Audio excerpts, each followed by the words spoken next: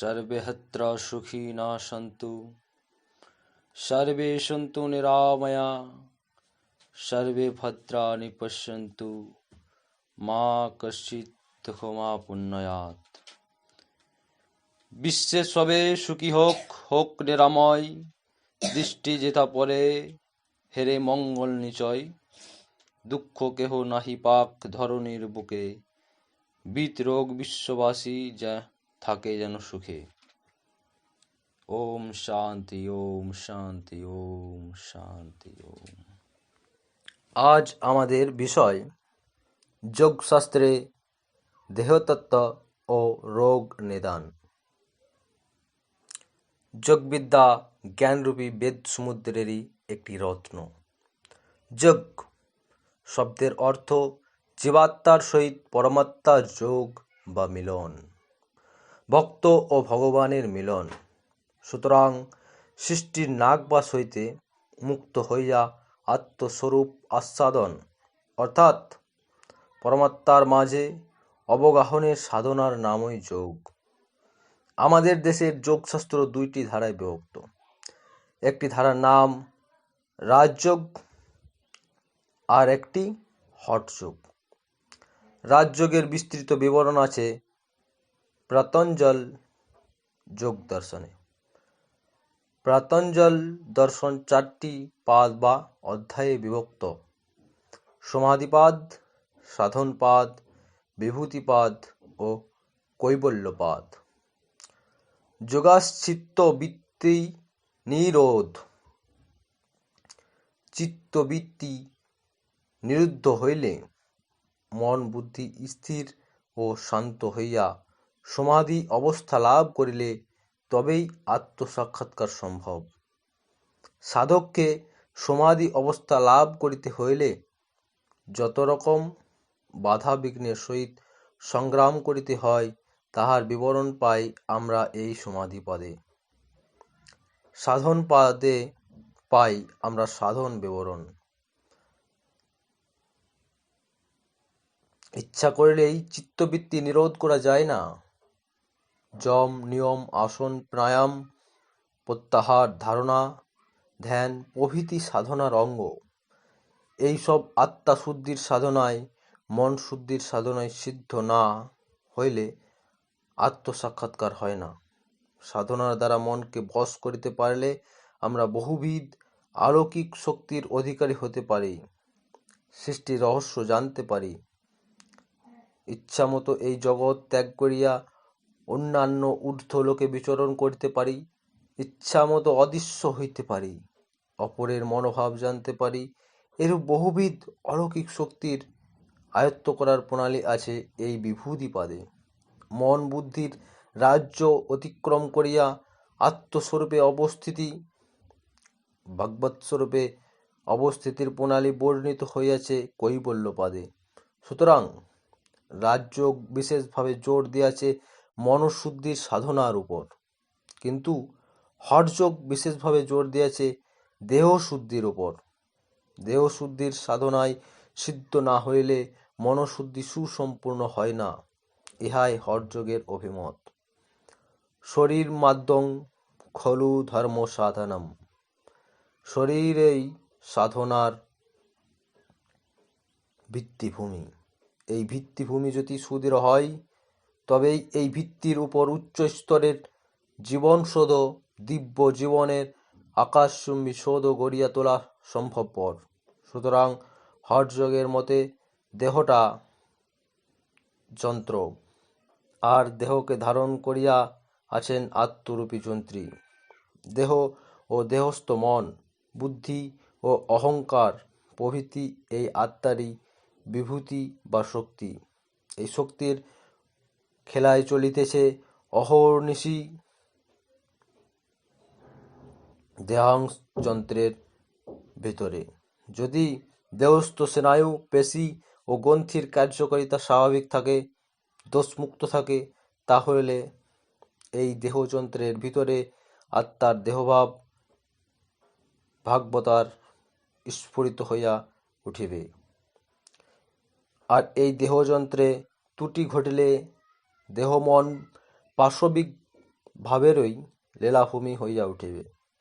উদাহরণস্বরূপ বলা যায়, যকৃতের ক্রিয়া স্বাভাবিক না থাকিলে মানুষের মেজাজ হয় খিটখিটে, ব্যবহার হয় রুক্ষ, কর্কশ, পিতৃগ্রন্থি, সেক্স গ্ল্যান্ড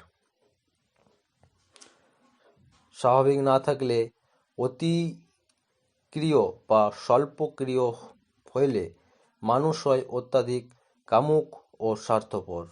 মঙ্গল গ্রন্থি, থাইমাস দোষমুক্ত থাকলে মানুষ হয় চোর ডাকাত ও নরঘাতক। শিবসতী গ্রন্থি, পিটুইটারি দোষযুক্ত হইলে মানুষ হয় ক্ষুদ্র চেতা, পরছিদ্রান্বেষী, নির্দয়, ঘুষখোর, কালোবাজারি। এই জন্যই দেহ শুদ্ধি না হইলে, দেহ রোগমুক্ত ও নির্দোষ না হইলে মন শুদ্ধি সম্ভবপর নয়, দেবমনের অধিকারী হওয়া সম্ভবপর নয়। এই জন্যই হঠযোগ কুম্ভকণ্ঠে ঘোষণা করিতেছে, পৃথিবীর কোনো মানুষই খারাপ নয়, মানুষের অন্তরে রহিয়াছে ভাগবত সত্তা।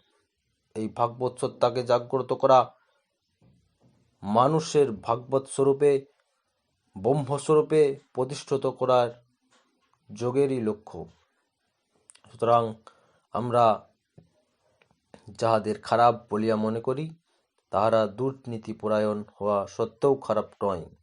তাহাদের দেহযন্ত্র, দেহস্থ গ্রন্থি প্রভৃতির ক্রিয়া দোষযুক্ত হইয়াছে বলিয়াই কুকাজ ও কুচিন্তা তাহাদের দ্বারা অনুষ্ঠিত হইতেছে। নির্দোষ পত্য ও যোগের ক্রিয়াদির সাহায্যেই দেহযন্ত্রের এই ত্রুটি অনায়াসে সংশোধন করিয়া পশু মানবকে দেহ মানবে রূপায়িত করা যায়। এজন্যই হঠযোগ দেহশুদ্ধির উপর বিশেষভাবে জোর দিয়াছে। দেহ শুদ্ধ হইলেই মনও শুদ্ধ হইবে। এই শুদ্ধ মনেই আত্মস্বরূপ উপলব্ধির সহায়ক। হঠযোগের আরও দুটি শাখা আছে, একটির নাম লয়যোগ এবং আরেকটির নাম শরদৈ যোগ। লয় যোগে আছে মনকে একাগ্র করিবার নানাবিধ আনন্দদায়ক সহজ পন্থা। এই চিত্তবৃত্তি নিরোধের সহজ সাধনপন্থা লইয়া বিস্তৃতভাবে আলোচনা আছে আমাদের ধ্যানযোগ নামক গ্রন্থে। শরদৈ যোগের লক্ষ্য শ্বাস-প্রশ্বাসের উপর আধিপত্য বিস্তার করা, এরা ও পিঞ্জলার উপর প্রাধান্য স্থাপিত হইলে এরা ও পিঞ্জলার শ্বাস ইচ্ছামত নিয়ন্ত্রণ করিয়া দেহকে চিরদিন ব্যাধিমুক্ত রাখিতে পারি। সুষুম্নার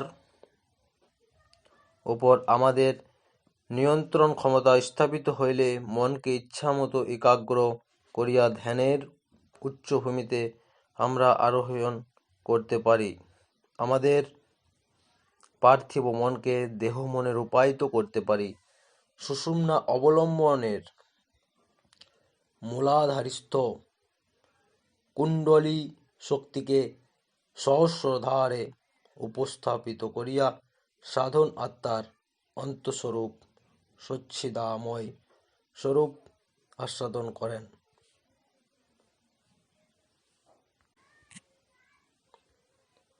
শরদৈ যোগের নিয়মে যাত্রার সময় নির্ধারিত করিলে সব রকম দুর্ঘটনা হইতে আত্মরক্ষা করা যায়। এই শরদৈ যোগের সাহায্যে গুণবান পুত্রকন্যা লাভ করা যায়, পূর্বেই মৃত্যুর সংবাদ জানা যায়। এই শরদৈ যোগের বিস্তৃত বিবরণ আমাদের বিবিধ প্রাণায়াম ও নেতিধুতি নামক গ্রন্থে বর্ণিত হয়েছে।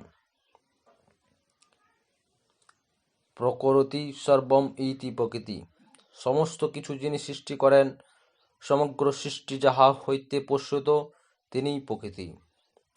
তন্ত্রমতে ইনি চিন্ময়ী মায়া শক্তি এবং সংখ্যামতে ইনি জড় প্রকৃতি শক্তি। ইনি সগুণা, সত রজ ও তম, এই ত্রিগুণান্বিতা। এই ত্রিগুণের সাম্যাবস্থায় অব্যক্ত অবস্থা। ত্রিগুণের বৈষম্য বা বিক্ষোভের ফলেই সৃষ্টি ফুটিয়া ওঠে। সুতরাং সত রজ ও তম এই ত্রিগুণ বা ত্রিশক্তির সাহায্যে প্রকৃতি চেতন অবচেতন প্রভৃতি সৃষ্টির যাবতীয় বস্তু গড়িয়া তোলেন। শতগুণ স্বপ্রকাশ স্বরূপ। শতগুণকে আরও সহজ ভাষায় বলা যায় আত্মা শক্তির মূল স্পন্দন। রজ শব্দের অর্থ শক্তি, সুতরাং রজগুণকে বলা যায় ক্রিয়াশক্তির মূল স্পন্দন। এই ক্রিয়াশক্তি সৃষ্টিকে গড়ে এবং ভাঙে। পাশ্চাত্য দর্শনের ভাষায় ইহাকে বলা হয় বিকামিং অর মাল্টেটিভ প্রিন্সিপল। অপরূপ শক্তির রূপ সৃষ্টির প্রবেগ বা ক্রিয়াশক্তির কার্য রূপকেই বলে তমগুণ। শক্তির এই তমংশ হইতে পঞ্চ অন্তরের সোর্স অফ 5 এলিমেন্টস উৎপত্তি। এই পঞ্চতন্ত্রান্ত হইতে প্রথমে সৃষ্টির কারণরূপী মহাকাশ উদ্ভূত হইয়াছে। আকস্মাৎ বায়ু, এই আকাশ হইতে বায়ু বা মহাপ্রাণ শক্তি উৎপন্ন হইয়াছে। আকাশ পবনাৎ অগ্নি সম্ভব, এই আকাশ বা বায়ুর মিলন হইতে অগ্নি বা মহাজ্যোতিক আবির্ভাব। খর্বত্য গ্লেনে চেলম, এই আকাশ বায়ু ও অগ্নির মিলনে ব্রহ্মাণ্ড সৃষ্টি। বীজ ধারণী অপতত্ত্ব ও কারণ বাড়ির উদ্ভব। বোম্বা তাকনিকারিত মাহি, বোম্বা তাকনিকারিত মাহি। আকাশ বায়ু অগ্নি ও বায়ু তত্ত্বের মিলনে স্থূল মহাব্রহ্মাণ্ডের বীজরূপ স্বরূপ ক্ষিতিতত্ত্ব সৃষ্টি হয়েছে। সুতরাং এই পঞ্চতন্ত্রান্ত হইতে সূক্ষ্ম পঞ্চভূত বা সূক্ষ্ম মহাব্রহ্মাণ্ডের উদ্ভব। এই সূক্ষ্ম পঞ্চ মহাভূত আবার পরিণতিপ্রাপ্ত হইয়া স্থূল পাঞ্চভৌতিক জগৎ অর্থাৎ লক্ষ কোটি নীহারিকা, লক্ষ কোটি ছায়াপথ, লক্ষ কোটি সৌর জগৎস্বরূপে ফুটিয়া উঠেছে। সৃষ্টির প্রত্যেকটি অণু-পরমাণু সংগঠনের, সৃষ্টির প্রত্যেকটি স্পন্দনের মূলে এই পঞ্চভূতের মায়া ও সত রজ ও তম এই ত্রিশক্তির খেলা। সাংখ্যের ভাষায় প্রকৃতি প্রথম সৃষ্টি মহাতত্ত্ব বা সমষ্টি বুদ্ধি, ইউনিভার্সাল ইন্টেলিজেন্স। বেদমতে সৃষ্টির আদি দেবতাকে বলা হয় হিরণ্যগর্ভ। হিরণ্য অর্থ দিব্য চেতনা, দিব্য জ্যোতি। এই দিব্য চেতনা ও স্বপ্রকাশ শতগুণের যিনি ধারক তিনি হিরণ্যগর্ভ। হিরণ্যগর্ভ সর্বত্র বিশ্বস্য ধাতা পরিপেরক অসিত। দিব্য চেতনা হইতে সৃষ্টির উদ্ভব, সুতরাং হিরণ্যগর্ভই সৃষ্টির আদি জনক। ইনিই বিশ্ববিধাতা, ইনিই বিশ্বচেতনা, সাম টোটাল অফ কনসিয়াসনেস। প্রকৃতির দ্বিতীয় সৃষ্টি অহংকার। প্রকৃতির তৃতীয় সৃষ্টি পঞ্চতন্ত্র।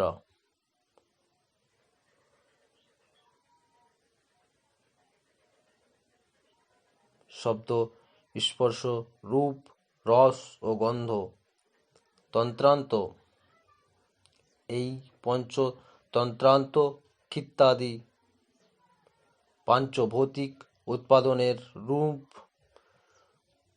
গুণরূপে ইহাতে সহিত সমবায় সম্বন্ধ ও পাঞ্চভৌতিক জগৎ অর্থাৎ তাহার ইচ্ছাশক্তির কার্যরূপ অনন্ত কোটি বিশ্ব ব্রহ্মাণ্ড শক্তির স্থিতিস্থাপকতায় তমগুণ বা তমশক্তি, এই তমশক্তির সাহায্যেই পঞ্চভূতাত্মক ব্রহ্মাণ্ডগুলি গড়িয়া উঠেছে।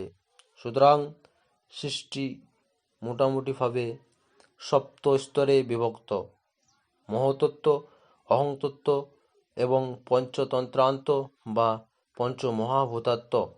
এই সপ্তস্তর বা সপ্ত তন্ত্রেরই প্রতিরূপ বেদ ও পুরাণের ভূ, ভুব, স্ব, মহ, জন, তপ ও সত্য, এই সপ্ত লোক বা সপ্ত ব্রহ্মাণ্ড।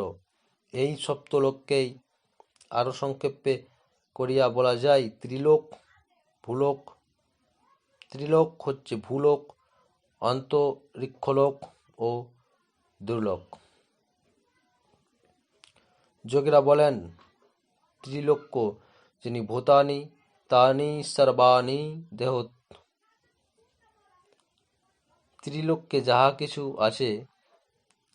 যাহা কিছু আছে আমাদের দেহপ্রান্তরেও তাহার সমস্তই আছে। আমাদের দেহটি একটি ক্ষুদ্র ব্রহ্মাণ্ড। পঞ্চতন্ত্রের আদি তত্ত্ব মহাকাশভূত সত্যগুণের সাহায্যে অনন্ত ব্রহ্মাণ্ডকে ধারণ করিয়া আছে। দেহস্থ মহাকাশভূত দেহ বিশ্বের ধারক। আকাশের বিশেষ গুণ শব্দ। দেহে শব্দ গ্রহণ ক্ষমতার অধিকারী শ্রবণেন্দ্রিয়। এই শ্রবণেন্দ্রিয়কে কেন্দ্র করিয়াই আকাশভূতের কার্যকারিতার প্রকাশ। শরীরের সমস্ত আকাশ ও ছিদ্র অর্থাৎ রোমকূপ, শিরা, ধমনী, স্নায়ু, মজ্জা প্রভৃতির ফাঁক বা গর্তগুলি এই আকাশতত্ত্ব হইতে উদ্ভূত। বায়ুভূতের শত ও রাজ শক্তির প্রকাশ। বায়ুভূতের বিশেষ গুণ স্পর্শ। উত্তরাধিকার সূত্রে প্রাপ্ত গুণ শব্দ। এই বায়ুই আমাদের স্পর্শ ইন্দ্রিয় সুখভোগের অনুভব জাগায়। এই বায়ুই দেহে প্রাণশক্তি, প্রাণবীজ ও প্রাণিকোষ নির্মাতা। এই বায়ুই দেহের সমুদয় যন্ত্রগুলিকে, দেহের রস, রক্তকে সর্বাগ্রে পরিচালিত করে। তেজভূত বা অগ্নিতত্ত্বে রাজ শক্তির প্রকাশ। এই তেজভূতের বিশেষ গুণ রূপ। উত্তরাধিকার সূত্রে প্রাপ্ত গুণ শব্দ ও স্পর্শ। দেহস্থ এই তেজভূতের দৃষ্টিশক্তি বা রূপভোগ ক্ষমতাকে কেন্দ্র করিয়া বিশেষভাবে আত্মপ্রকাশ করিয়াছে। এই অগ্নিই আমাদের দেহের শক্তি ও বল। এই অগ্নি দেহে জঠরাগ্নি রূপে খাদ্যবস্তু জীর্ণ করিয়া দেহের রস, রক্ত উৎপাদন করে, দেহের তাপ রক্ষা করে, দেহের পোষণ ও বর্ধন করে। জলভূত বা অপতত্ত্বে রজ ও তম শক্তির প্রকাশ।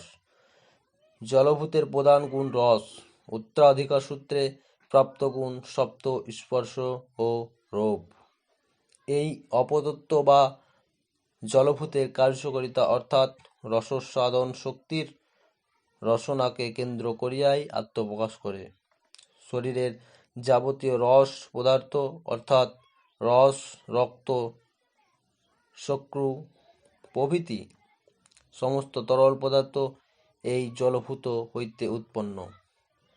পৃথ্বীভূত ও ক্ষিতিতত্ত্বে তমশক্তির প্রকাশ। ক্ষিতিতত্ত্বের বিশেষ গুণ গন্ধ। উত্তরাধিকার সূত্রে প্রাপ্ত গুণ শব্দ, স্পর্শ, রূপ ও রস। ঘ্রাণেন্দ্রিয়কে কেন্দ্র করিয়াই পৃথ্বীতত্ত্বের কার্যকারিতার বিশেষ প্রকাশ।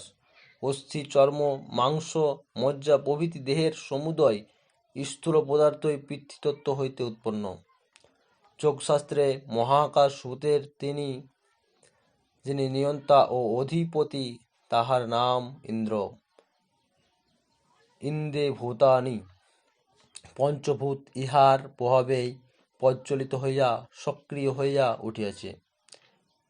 ইহার ব্রহ্ম এবং আকাশরূপ দেহে সহস্র অক্ষি বিজড়িত। এই সহস্র অক্ষির প্রশাসন দ্বারাই ইনি সমগ্র সৃষ্টিকে সুশাসনে রাখেন। এই জন্যই ইহার আরেক নাম সহস্রাজ্ঞ পুরুষ। বায়ুভূত ও মরুতন্ত্রের যিনি অধীশ্বর, তাহার নাম বায়ু বা মাতরিষা। ইনি বিশ্ব পরিব্যাপ্ত প্রাণ শক্তি। এই বায়ুই বিশ্বলীলায় অনুপ্রবিষ্ট হইয়া ব্যষ্টি আধারে ফুটিয়া ওঠেন প্রাণরূপে। তেজস্তরের অধিপতির নাম অগ্নি। সমগ্র সৃষ্টিকে ইনি জানেন, এই জন্য ইহাকে আরেক নাম জাতবেদা। রূপং রূপং প্রতিরূপ ভবঃ। অপূর্ব সৃষ্টিকে ইনিই রূপায়িত করিয়া তোলেন। ইনিই শক্তিস্বরূপ। ইনিই প্রাণশক্তি প্রবাহের আধার, ব্রহ্মাণ্ড ও পিত্ত গড়িয়া তোলেন। অপতত্ত্ব বা কারণ বাড়ির যিনি অধীশ্বর, তাহার নামই বরুণ।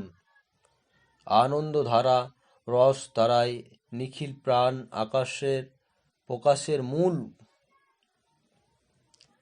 প্রসবন। তাই বেদে বরুণকে বলা হয় অসুর। অসু অর্থ প্রাণ। প্রাণলীলার প্রকাশের যিনি আধার, যিনি রসস্বরূপ, অমৃতস্বরূপ।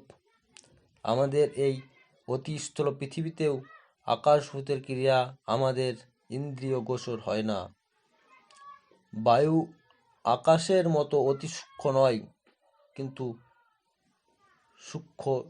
এই জন্য বায়ুকে আমরা চোখে দেখি না, কারণ বায়ুর স্পর্শ অনুভব করি। অগ্নি, আকাশ ও বায়ুর মতো সূক্ষ্ম নয়। আমরা জল, মাটির মতো স্থূল নয়, আবার জল মাটির মতো স্থূল নয়। বিদ্যুৎ, আলো, জ্যোতি প্রভৃতি অগ্নির যাবতীয় রূপই আমাদের দর্শনেন্দ্রিয় প্রত্যক্ষ করে। সুতরাং অগ্নির স্বরূপ স্থূল ও সূক্ষ্মের মাঝামাঝি। জলভূতের রূপ মাটি পাথরের মতো অতি স্থূল নয়, অর্ধস্থূল। পৃথ্বীভূতে তমোভাব ও জড়তত্ত্বের বিশেষ প্রকাশ। শক্তির প্রকাশেই পৃথ্বীভূতি স্তব্ধ। এই জন্য মাটি পাথরকে